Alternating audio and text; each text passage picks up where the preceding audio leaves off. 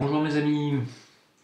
Alors suite au message que je reçois de vous, et puisque vous me poussez à la réflexion aussi, c'est grâce à vous que j'apprends aussi, hein. C'est un échange en fait, hein, cette histoire, ça va pas que dans un sens quand je fais des vidéos, il y a un échange qui se fait, puisque vous m'écoutez et que vous me répondez, donc fatalement, comme je lis tous les commentaires et que je lis tous les messages qu'on m'envoie, euh, bah oui, ça me pousse aussi moi-même à la réflexion, hein. Donc c'est aussi pour ça que je continue à faire ça, c'est parce que ça m'apprend aussi des choses, hein, sur moi-même, ça m'apprend à pousser plus loin la réflexion. Et vous m'avez demandé de... Alors j'en avais déjà parlé de ce sujet, mais je vais en reparler puisque c'est une nouvelle chaîne. Les portails organiques, souvent vous me dites, mais alors c'est quoi ces personnes sans âme qui sont capables de tuer des gens comme ça, des animaux, qui sont capables, qui n'ont pas de conscience comment se fait-il que nous sommes sur la même planète de humains sans âme?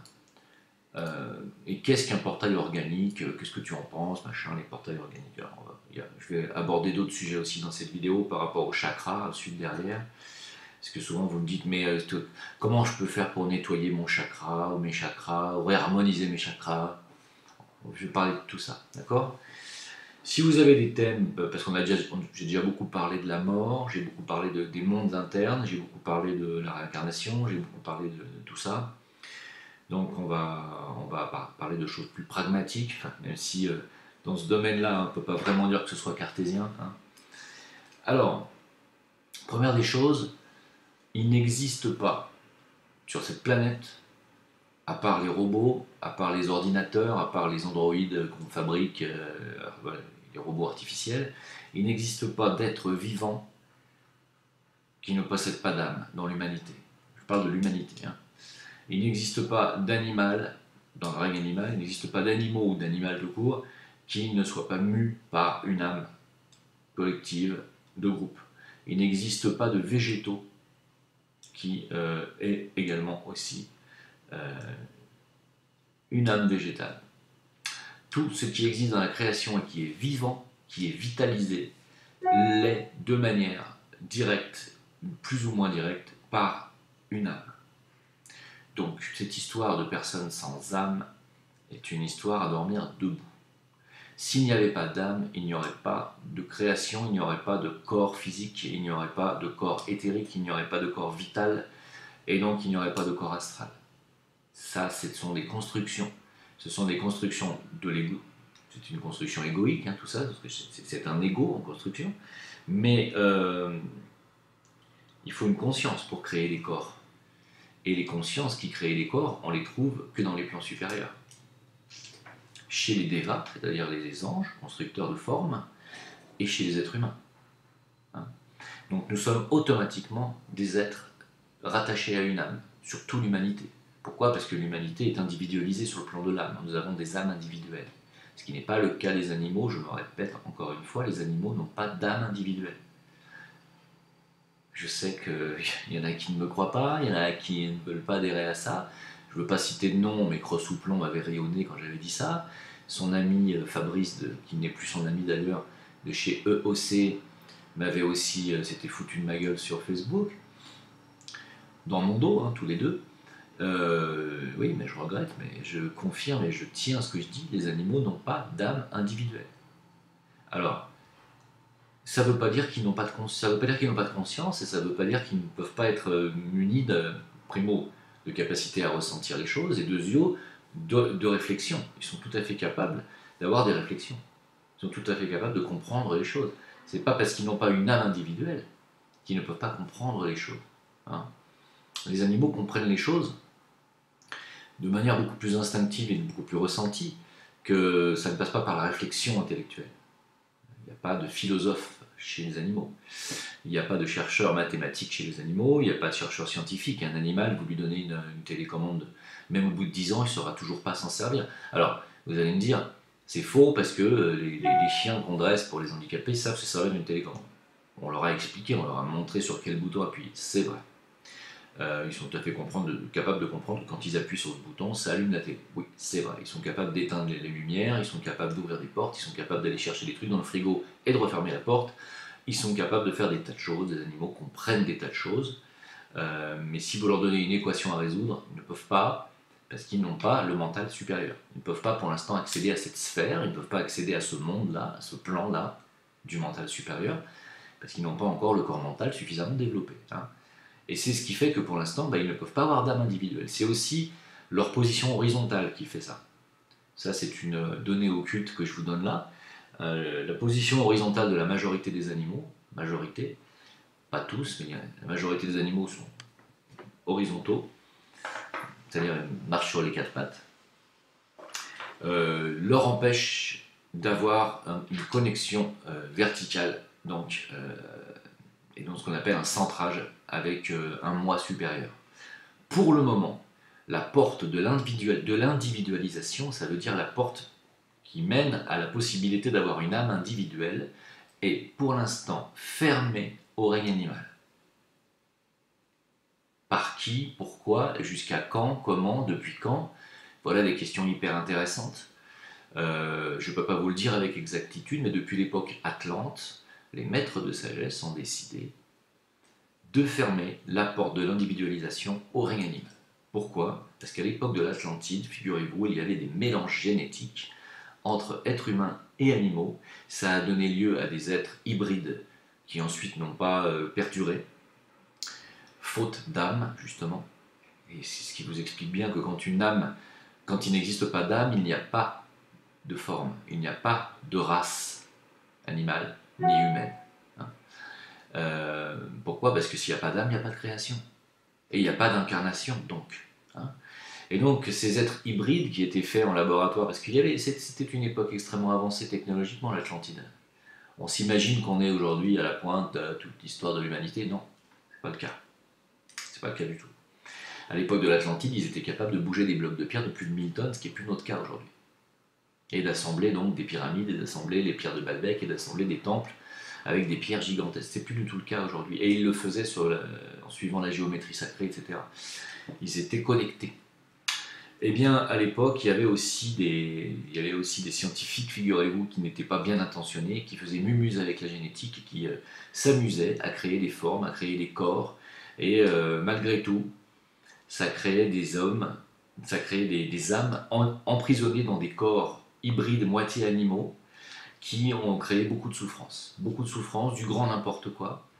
Et ces animaux-là, ces formes-là ont été détruites par les maîtres de sagesse qui ont dit non, continue pas dans ce délire. Et désormais, pour éviter tout problème de ce genre, on va séparer les règnes, et ils ont séparé le règne animal du règne humain.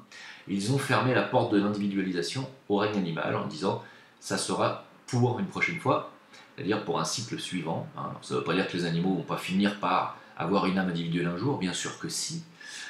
De toute façon, quoi qu'il en soit, au contact de l'homme, les animaux évoluent énormément grâce à la domestication. À notre contact, justement, ils développent leur corps astral et leur corps mental de manière beaucoup plus rapide. Ils structurent leur corps mental quand on leur apprend à ouvrir des portes, à ouvrir des frigos, à ramener des objets précis, à éteindre des lumières, à faire ce genre de choses, à traverser au passage piéton, à reconnaître le petit bonhomme vert du petit bonhomme rouge sur le passage piéton, ce genre de choses. À faire attention à des tas. Ils peuvent avoir plus de 50 choses comme ça. On peut leur apprendre des tas de choses. Donc ils ont un quotient intellectuel, hein, grâce à notre contact. Ce qu'ils n'ont pas dans la nature.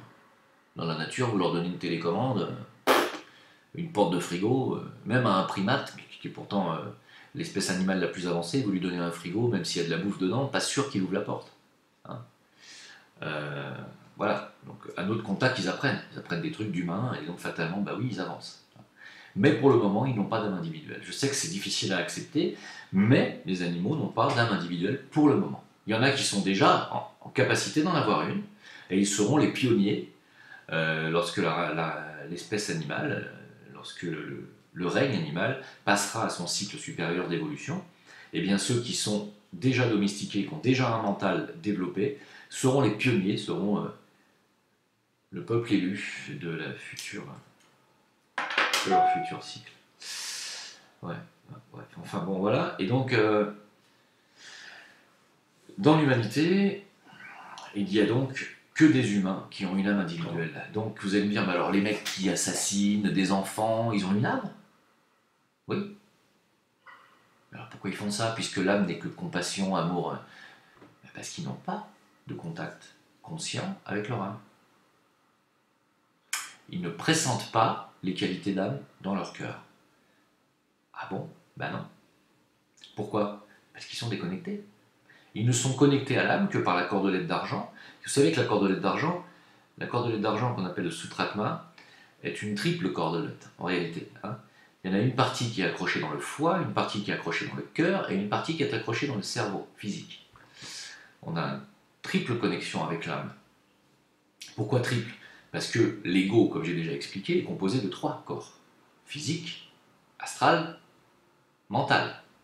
Mental, cerveau, astral dans le cœur, physique dans le foie. Vous comprenez? En fait, en réalité, c'est le contraire, mais bon, peu importe. Alors, donc il y a 3 attaches. Donc l'âme est raccrochée à nous par une cordelette d'argent, hein, et elle vitalise notre ego, d'une certaine façon, par ses qualités. Mais si on est quelqu'un qui n'est pas encore développé, qui n'a pas encore le véhicule suffisamment raffiné pour recevoir les impulsions de l'âme, eh bien, elle n'a aucune compassion, elle n'a aucun amour inconditionnel. Pourquoi? Par manque d'expérience terrestre, manque de souffrance terrestre. Et c'est là où l'incarnation terrestre est importante, c'est que grâce à la souffrance, car vous savez que la Terre est appelée la sphère de souffrance, hein, vous savez que grâce à l'incarnation terrestre et la souffrance qu'on vient y vivre, car on vient pour souffrir ici, hein, ne croyez pas qu'on vient pour jouer au loto sportif et manger du Gervita à table, non. Je sais pas ce que j'ai aujourd'hui avec le Gervita, mais je suis resté sur cette ligne, on s'incarne pas sur Terre pour manger du Gervita. Et on s'incarne pas pour un plaisir gustatif quelconque, ni pour regarder un match de foot, ni pour passer sa vie devant son écran comme je fais. Non, on vient sur Terre pour souffrir, vivre des expériences qui font souffrir.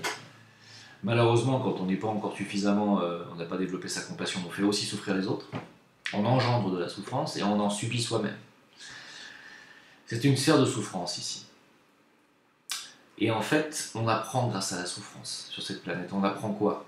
À développer justement les qualités d'âme et à développer justement à rendre son corps émotionnel et son corps astral sensible, écoutez bien ce que je vous dis, aux qualités d'âme. C'est-à-dire, j'ai beaucoup souffert, j'ai énormément souffert de séparation, j'ai énormément souffert d'abandon, j'ai énormément souffert de trahison, tout ce qu'on appelle les plaies de l'âme. Eh bien, dans une réincarnation suivante, avec vos atomes permanents, qui vous permettront de vous réincarner avec toutes les mémoires de ce que vous venez de vivre, dans cette vie de souffrance que vous venez de passer avant, quand vous allez vous réincarner, votre corps astral sera plus sensible.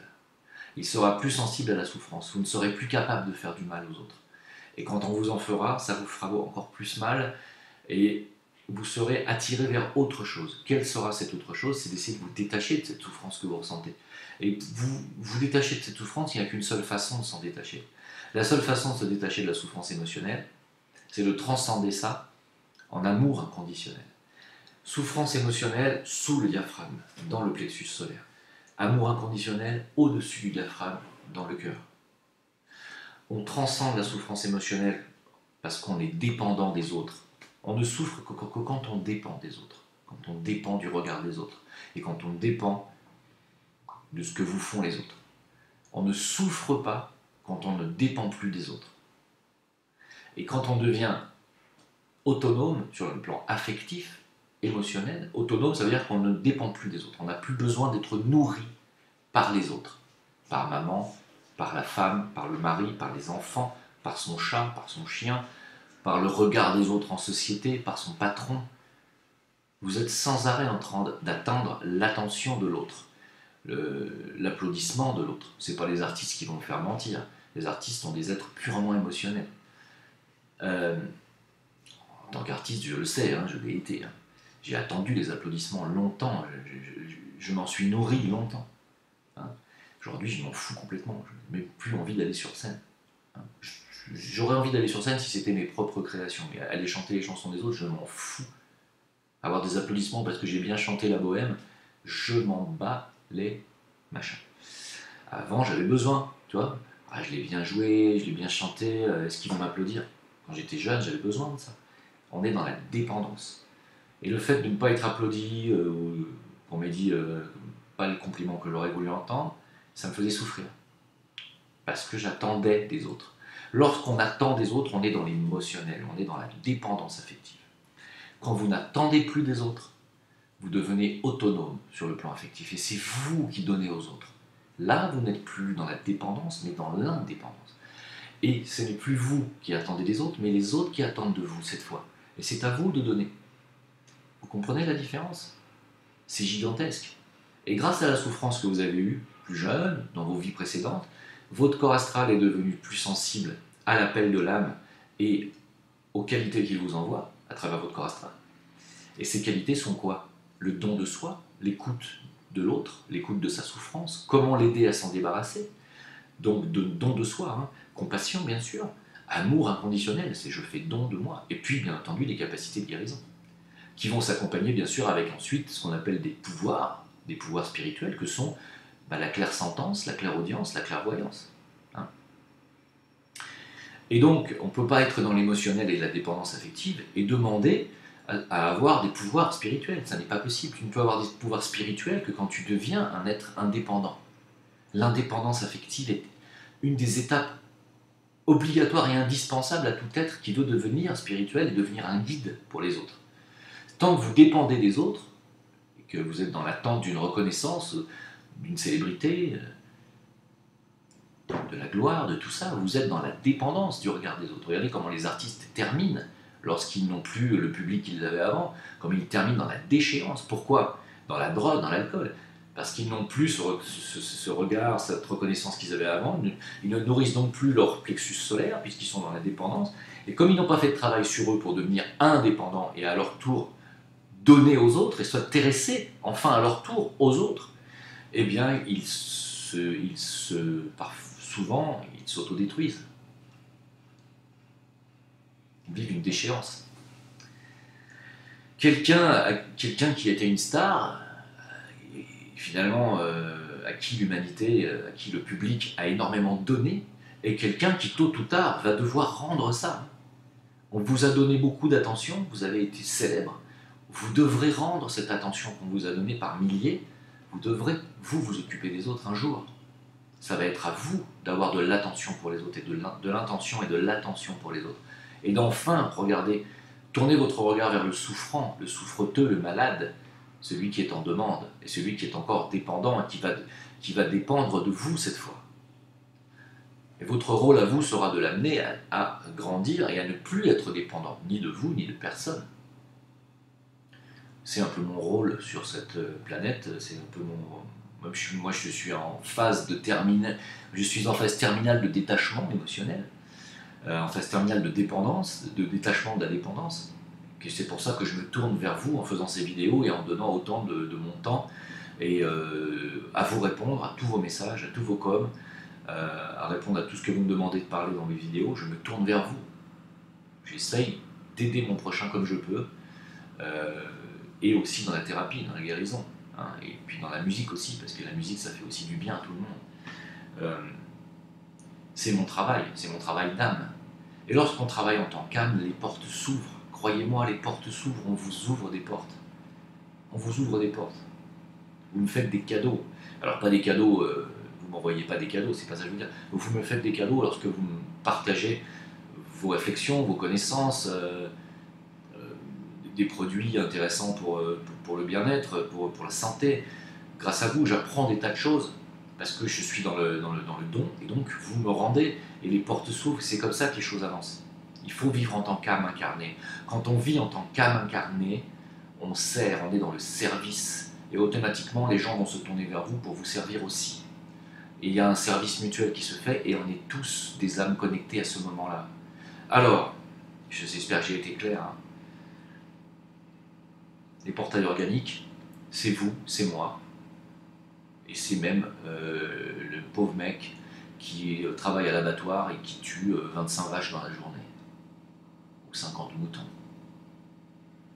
Pourquoi? Parce qu'il a une âme lui aussi. Il n'a simplement pas la connexion avec son âme encore. Enfin, il n'a pas la sensation de l'âme et des qualités de l'âme parce que son corps émotionnel n'est encore pas assez sensible.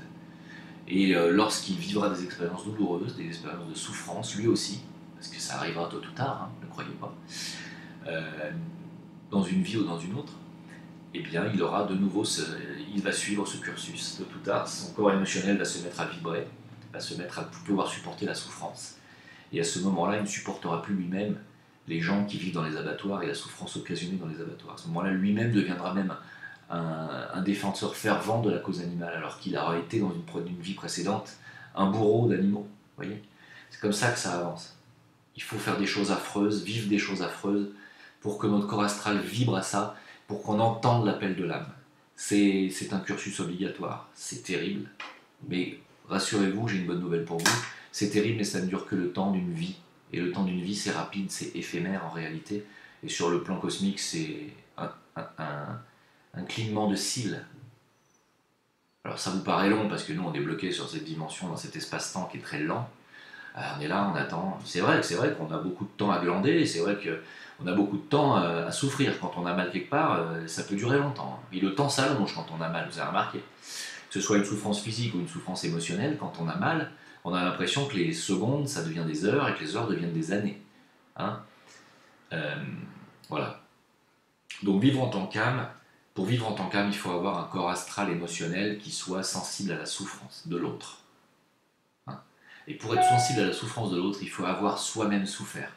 Il n'y a pas de thérapeute valable qui ne soit déjà passé par l'épreuve de la maladie qu'ils sont eux-mêmes en train d'essayer de soigner chez ses patients.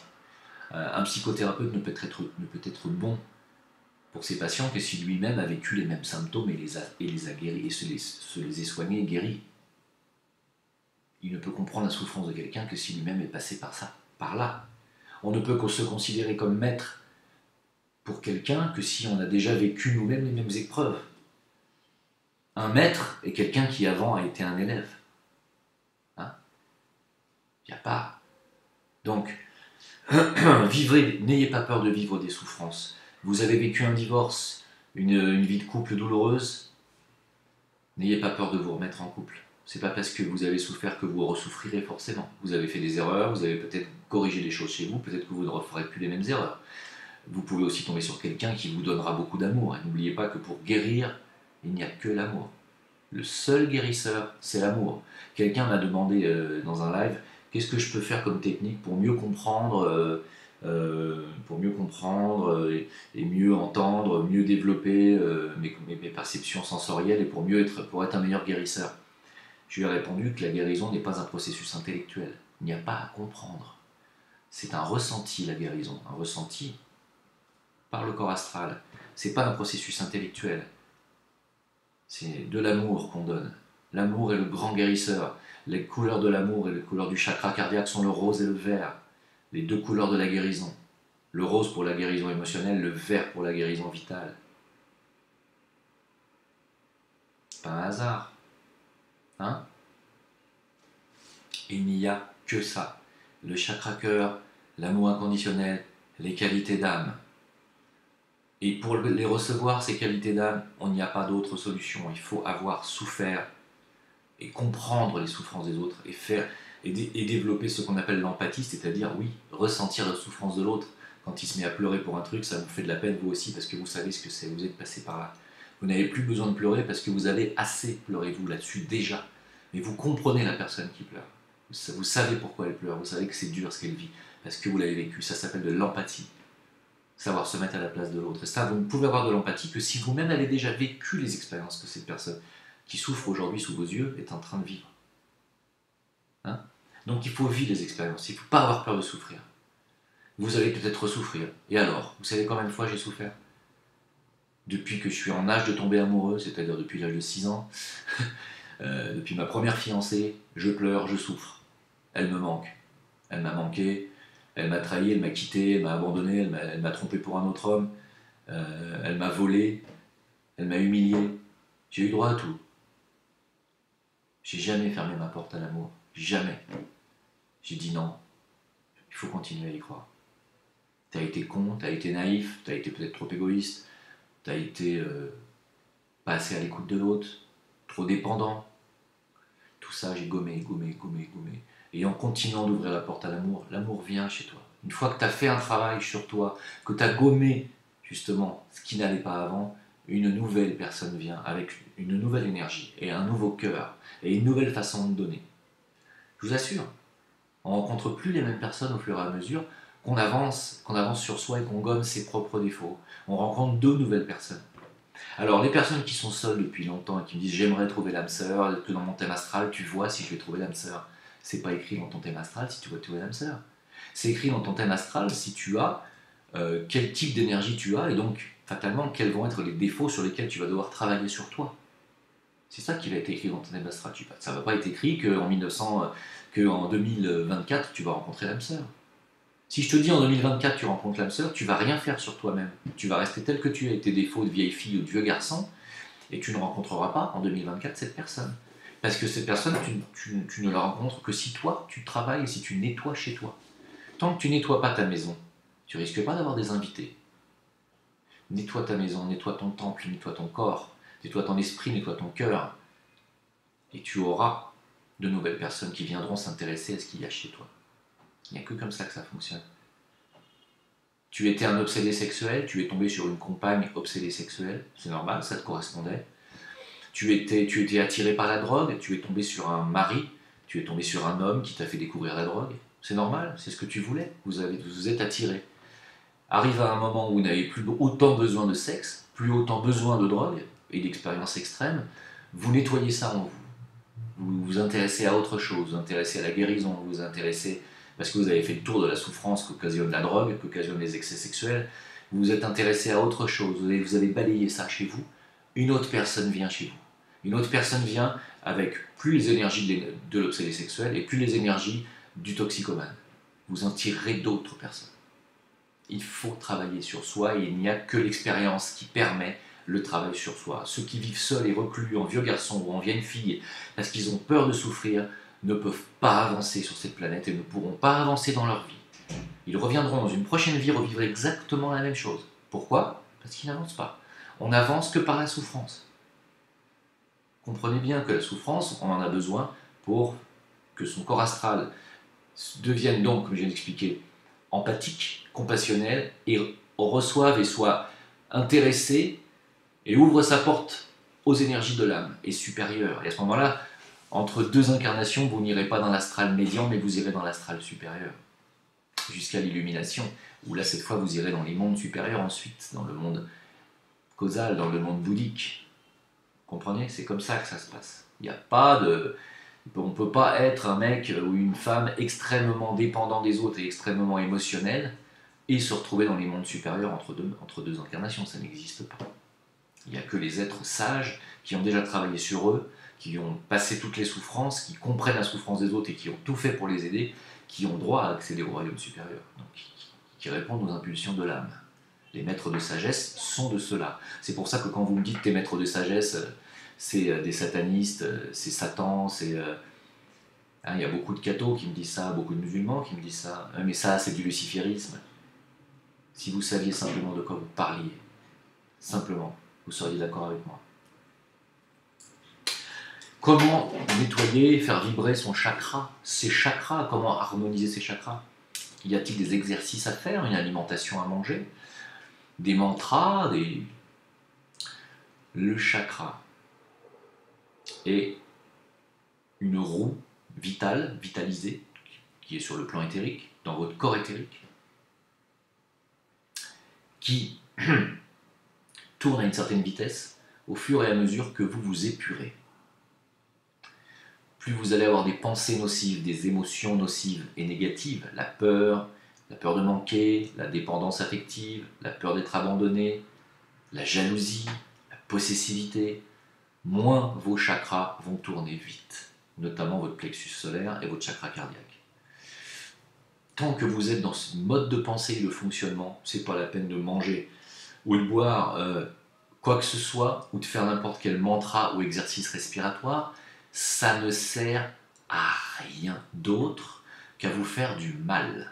Pourquoi? Parce que les exercices respiratoires vont peut-être effectivement pouvoir accélérer pendant quelques minutes la vibration de votre chakra. Mais il va revenir ensuite à sa vibration initiale, puisque vous n'avez pas fait de travail interne de conscience. Le chakra est en connexion avec la conscience, pas avec la respiration.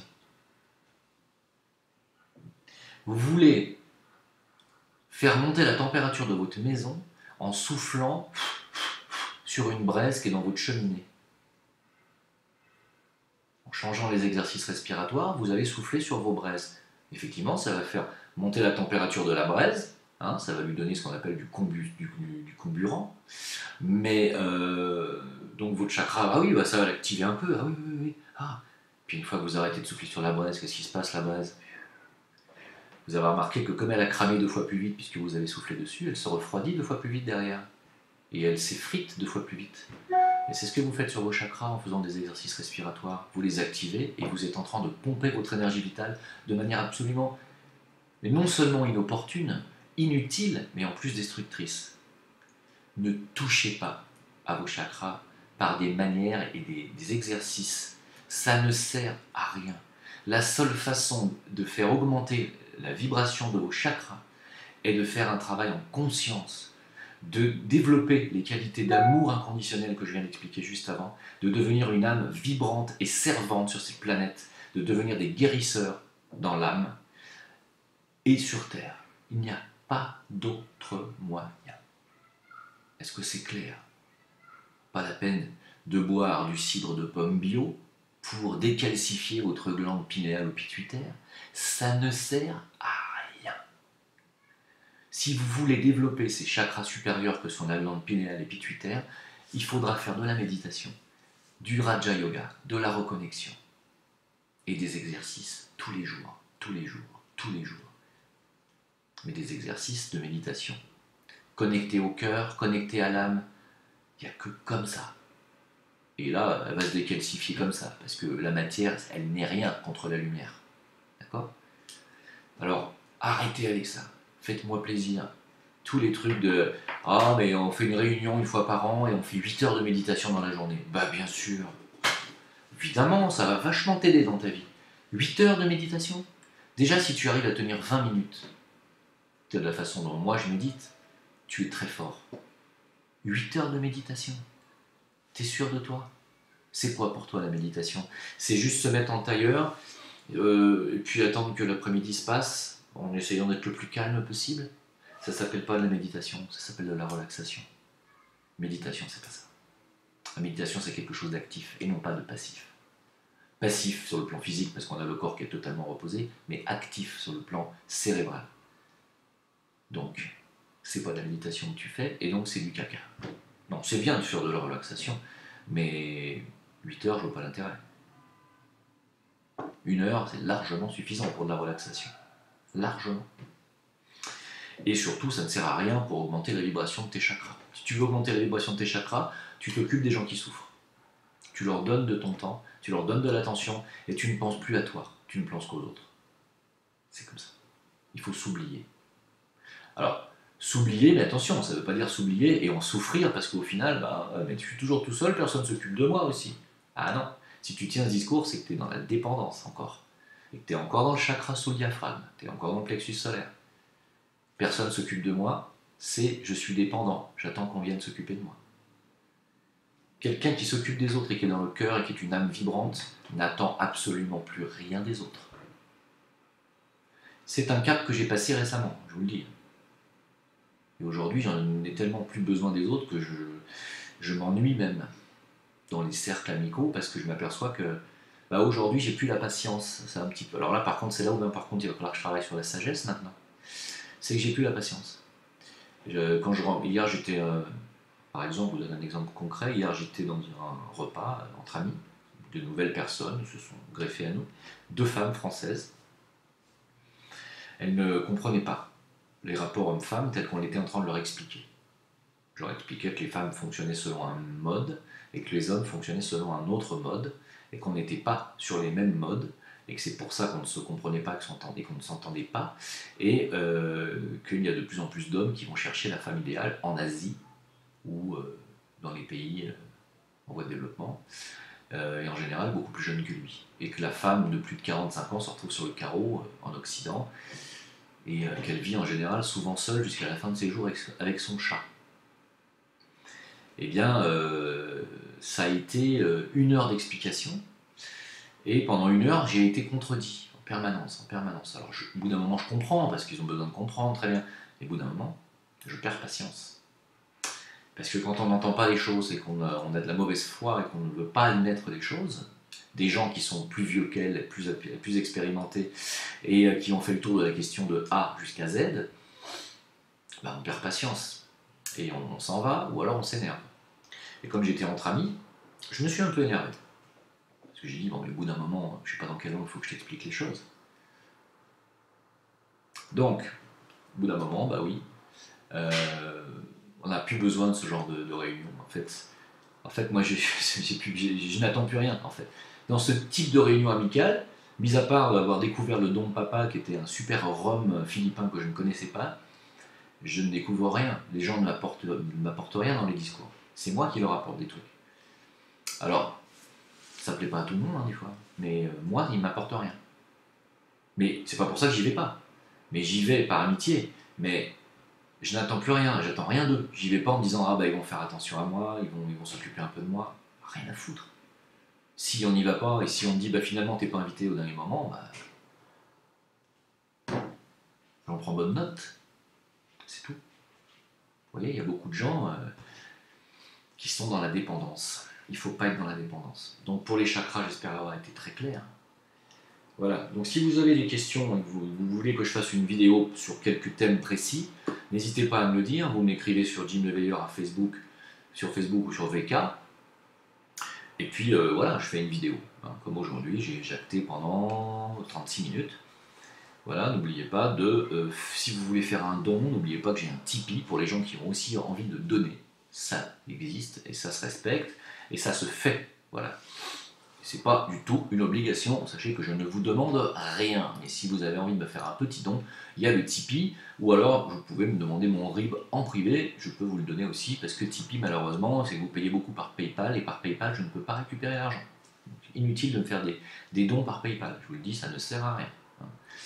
Merci beaucoup en tout cas pour ceux qui l'ont fait quand même, et puis à très bientôt, ce soir en live mardi soir, donc mardi demain, on sera le 18 juin.